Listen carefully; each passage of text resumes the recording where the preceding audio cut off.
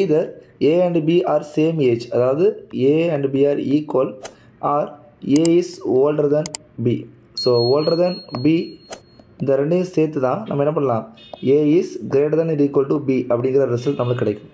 So இதில் question என்னது, என்ன கன்க்ளூஷன் கேட்டிருக்காங்க, சரி இருக்கட்டும். either C and D are same age, D is older than C. அப்போ D older than or equal to C அப்படிங்கிறது உங்களுக்கு கிடைக்கும். B is older than C, B is older than C அப்படிங்கிறது ஒரு இன்ஃபர்மேஷன். ஸோ இந்த 3 இன்ஃபர்மேஷனை வச்சு நம்ம என்ன பண்ணலாம்னு பாருங்கள். Okay, A greater than equal to B greater than C less than equal to D இந்த மாதிரி நான் ஃப்ரேம் பண்ணிடலாம்.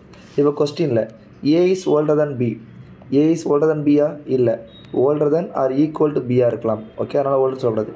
B and D are same age, B and D are same age ஆனால் அது சொல்ல முடியாது. ஓகேவா, ஏன்னா இங்கேருந்து பாருங்கள், இங்கே இப்படி போகுது, ஈக்குவல் டு போகுதுன்னா B greater than D அப்படிங்கிறதா ரிசல்ட். அப்போ இதுவும் என்னது தான், தப்பு தான். D is older than C, D less than or equal சொல்லியிருக்காங்க. மீன்ஸ் Dன்னு பார்த்தா இப்படி greater than or equal வருது. ஸோ ஈக்குவலாக இருக்கலாம், கிரேட்டராக இருக்கலாம். அப்போ இதுவும் என்னது தான், தப்பு தான். அப்போ இதான் என்னது ஆன்சராக இருக்கும். A is older than C சொல்லியிருக்காங்க பாருங்கள். A greater than equal to B greater than C, இதில் பெரிய சிம்பிள் என்னது இதுதான். அப்போ A greater than C அப்படிங்கிறதா என்னது கரெக்டு. ஸோ இந்த மாதிரி தான் நம்ம என்ன பண்ணணும், சால்வ் பண்ணணும். ஓகேவா, இது 16ல் கேட்டது.